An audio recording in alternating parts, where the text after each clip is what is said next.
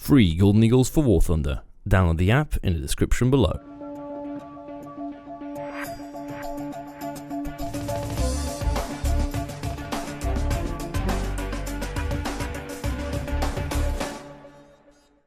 Hey guys, welcome back to War Thunder, and welcome to my favourite patch in the game.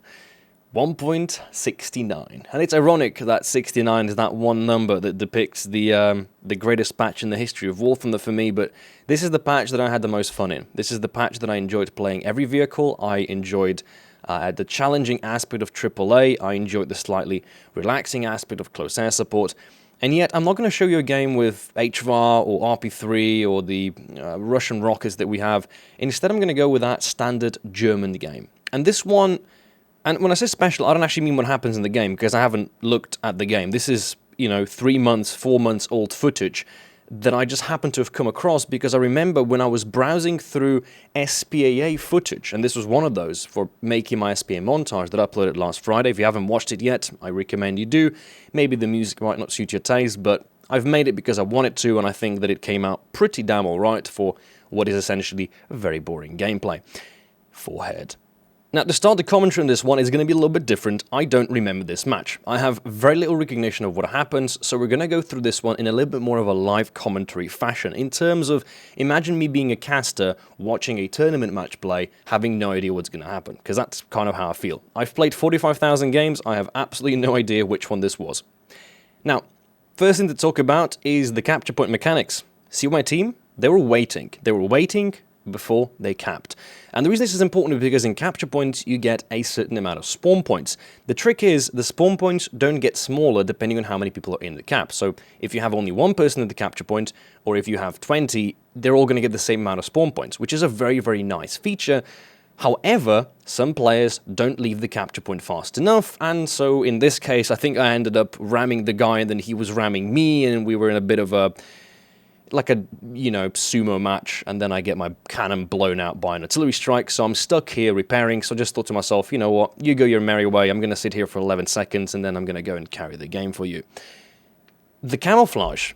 Yeah, you might have noticed it. The camouflage on the Panther D, this is the tank that we're playing, is not a custom camouflage, meaning that everybody in this game can see this exact thing that you're seeing.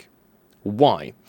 The reason is because this is a Thunder League camouflage. These are the elite camouflages from 2 years ago when Thunder League Season 1 first started. This is from Team Think, one of the 10 teams in the tournament, which I believe also have the Spitfire Mark 5B. So basically a plane and a tank in each of the teams randomly were given one of these camouflages. And the reason I talk about this is because I love camouflages. I like driving vehicles out when they have this type of scheme. For example, the reason I prefer the Tiger H over the Tiger E is because the Tiger H has a Thunder League camouflage, whereas the Tiger E doesn't. I know, it's a bit of OCD bias in terms of looks, but I think, damn, the tank looks absolutely fantastic. And I would love to see more camouflages on more tanks in more of these variants. Back to gameplay. M18s, they're everywhere. They capture the points, they rush in, but they're also very, very weak, and you can kill them in a few shots. So, our focus in the Panther here, we're playing mid support. We're playing the mid of the game. We want to focus on the objective, but also getting a bunch of kills. And we can do all of that with a minimum amount of maneuvering. The Panther is... well, in the case of the Panther D, it's not a medium tank. This thing is a tank destroyer, because the turret doesn't really turn. In terms of other Panthers, Panther A, G, and F, they're not so much tanks that are mediums, they're very much a medium tank that plays like a heavy. It's hard to explain, but German tanks don't really follow their designations, or at least you should never follow designations literally, because the Panthers have bad traverse speed, but great acceleration, great overall armor strength. The weakest part, of course, of the Panther is, in fact, the turret, and the cannon breach does get out quite a lot. That was HVAR. That was HVAR before the hotfix, and you can see it's very, very powerful. One shot there was enough to take out the entire tank. How are we going to counter it? Well, the first answer is obviously we can counter it because we've done some work on the map. If I was sitting in the back doing nothing and I got taken out, I would have been solidified to only an SPA. But having the option of getting spawn points, I can now choose my D13. Now, the D13 is a plane that I recommend you get yourself if you're looking for a good premium for Germans. It's one of the best overall performing props in the game. 5.7, fits into every single battle rating good lineup from Germans. Obviously, 5.7 and above is what I mainly play. And it gets a nice array of bombs. There's no rockets, there's no HVAC, but trust me, you won't need it.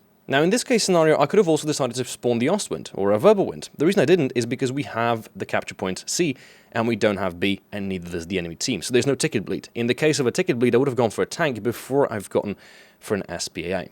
The first targeted spot is a person leaving their own spawn, a little bit of healthy spawn camping, and I'm going to do that with a 50 kilogram bomb. 4 of those, 2 on each wing. Not very powerful, but if you pinpoint them reasonably accurate, you can get the damage in. As soon as I've exited a dive, go straight up into a climb and eliminate the F6F, whilst also re-engaging the enemy P-47 that is now leaving back to base. We're doing all of this in a matter of seconds, and this is the importance of fast close air support. Close air support doesn't just mean spawn a plane, fly around a bit, and do some spotting. No, when you're flying a plane, you get a tick-tock going on your hand. When you're not in a plane, you're in a tank. In a tank, you can do the objective. In a plane, you can't. So every time you're flying a plane, your team has one less tank on the battlefield, meaning if you fly for too long, you're doing little to no damage, it's gonna be a problem. Focus on the P-39 here, can't quite turn with him, and again, that's because I have a big 500 kilogram bomb on the bottom of my fuselage. I might have to get rid of that as soon as possible. The problem is, the enemy is now starting to spawn SPA. They're doing what I don't want them to do. They're spawning in stuff that can kill me. That's going to be a problem. So before I engage, I'm going to get some speed, and I'm going to try to help out my friendly MiG-3, who has just been eliminated by yet another P-47, but I think he got a crash because of his engine damage, not getting the correct kill feed, slight bugs. I'd love to see Gaijin fix that. In some cases, damaging enemy planes without actually getting a critical hit doesn't result in any kills being adapted.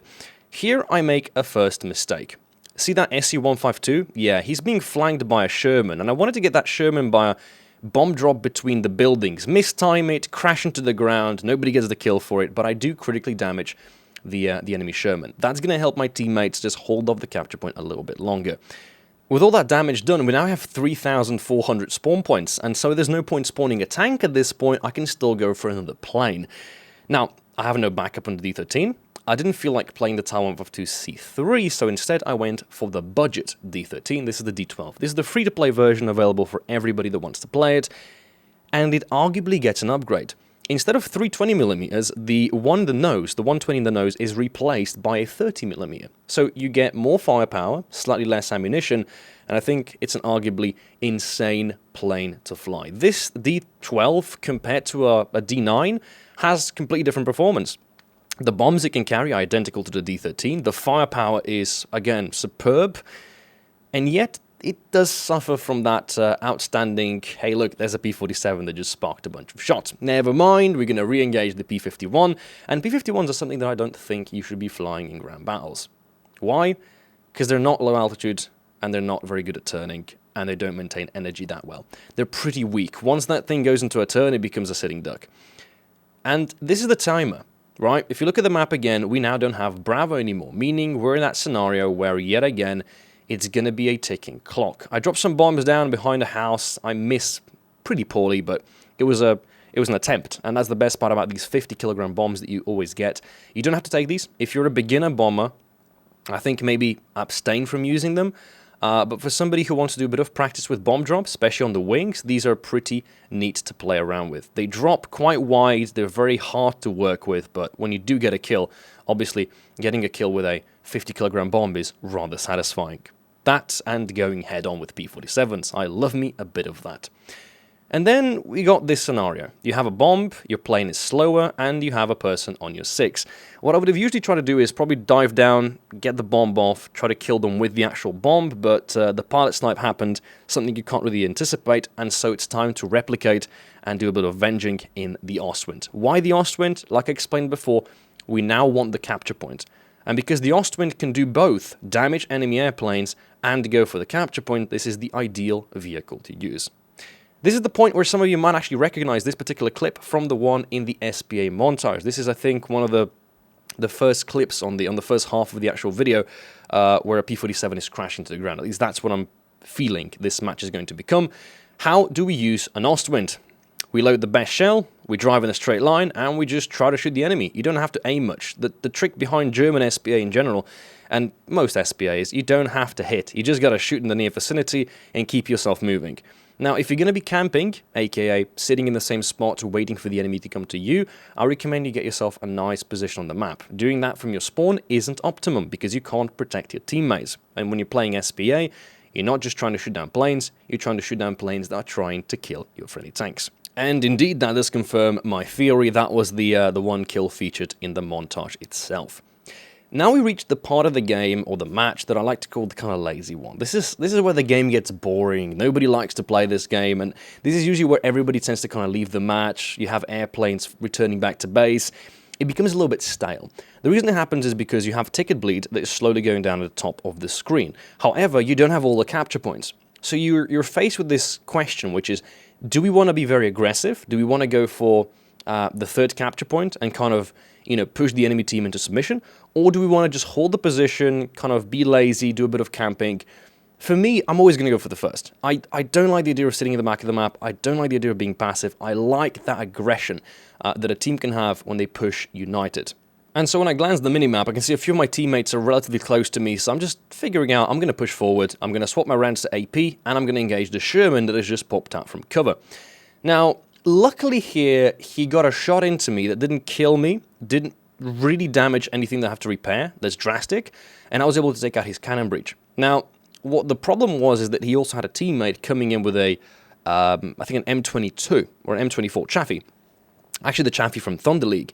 Yeah, this is actually a very unique vehicle that I'm about to get taken out by. I didn't see him, puts a really nice shot into me. Now, this M24 that eliminated me is a vehicle that actually has all the camouflages from all the possible tanks from Thunder League in one packet. It's a really interesting tank. I might show it off sometime. Maybe not in an individual video, just a bit of a hanger showcase, but essentially it's one tank that if you unlocked, you have all those camouflages from all the 10 teams. It's a really interesting little bit of information. Now I go for the C3. Why the C3 at this point? Because the C3 is an HVAP monster. And HVAP is not known for getting, well, the kill to damage ratio is different. So with a bomb, you usually try to go for a kill rather than immobilize the enemy. With HVAP, you tend to go for a few options. Either you damage the enemy tank so much in the internal components that you kill them, or you just damage their engine and you set them on fire a few times. So in order for me to maintain the actual current spawn points and to help out my team the most that I can, I'm going to just do a simple thing. Focus on enemy AAA, get those out as soon as possible, and then just strafe the enemy teammates one by one to maximize the damage with HVAP by stopping them in their tracks. If they can't get to our capture points, they can't cap them. Therefore, we win the game on tickets. Now, because I have a lot of teammates in the middle of the map, I'm going to focus on the ones on the rear, spotting a few light tanks as well, and I'm going to go for those surrounding the actual capture point. And you can see there, one quick pass at a Sherman sets his engine on fire. It doesn't do much. It's not doing damage per se, but it's stopping the enemy in that particular point. And because you have your teammates around the area, you can collect a bunch of very easy assists. And so planes are not just getting points for eliminating the enemy, they're getting them for damaging and then getting kill assists. It's an extremely easy way to get a lot of points. Now, if you're a person who likes stats, if you want to get a lot of kills in on your KD ratio, then this maybe is not the plane for you. But if you like the aspect of doing damage and then rewarding yourself for that, that is going to be ideal. And speaking of the Time of C3, that does a lot of that, it does a few things badly. The repair cost is 24,000. It's very expensive to run this vehicle along the matchmaker.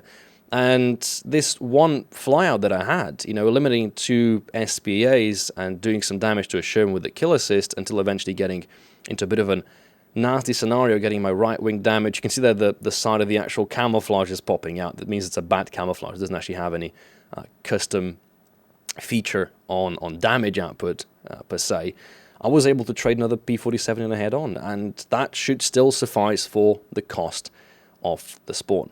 And now is the time where you can play a fighter. This is where we have all the capture points, we have the ticket bleed in our advantage, we have the superior numbers of the map. This is where the game is in the GG state. This is where if you type in GG into the chat, this means, hey, we've won the game, it's over. The enemy team, unless they had 3 players right now that were all on top of the team and all had spawn points and all worked, with each other, they can't win. And so I know that I'm in a relaxed state. I've got 6 ground kills. I've got a whopping 8 air kills. This is in a single game, by the way. You know, in air battles, you don't get this. I had one insane game once in, I think, one of the Corsairs, the early ones, the under-tiered 2.7 ones, and it was an 8-kill game.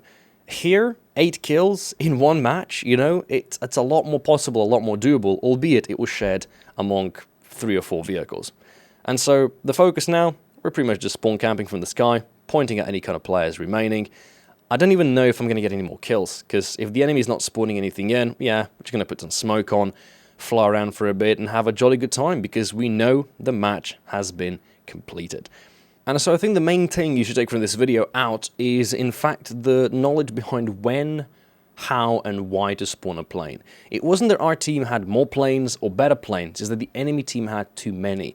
And what happened was we were able to get the points, the ticket advantage on the ground, whilst also kind of leveraging that spawn point scenario, because again, a plane costs a lot more than a tank or an SPA do. It resulted in the enemy team simply not having enough teammates at the very end to be able to withstand the, well, rather small amount of tanks that we had left. And it's these types of little mistakes that do cost you matches in the end, and you can improve by understanding why you're spawning a vehicle, when you're spawning a vehicle. Now, before I end the video, I want to give you a bit of an update on one of 2 things. First of all, Shadowplay. I've been able to get this thing to work somewhat. I've been playing around with the settings of bitrate. So instead of 60 something, you're getting 100 something. I don't know what that means. It's some computer bitrate thing between 0, 1, 0, and 1. I don't know what it stands for, but essentially higher quality, higher file size, happier community. I don't know. It's great for your eyes. That's all you should know. The second thing is, there is something very big coming up. It's actually already happened. I've already tweeted about this. If you follow me on Twitter, you probably know about it. I've leaked it. I'm going to tell you everything you need to know on this channel. It's going to be a big portion of the content here. A lot of information has to be given, but I think that it will be done in a very unique video in its own little enclosed format. If you're really interested, go to my Twitter, top pinned tweet. It's a free-to-play account. That's all you have to know.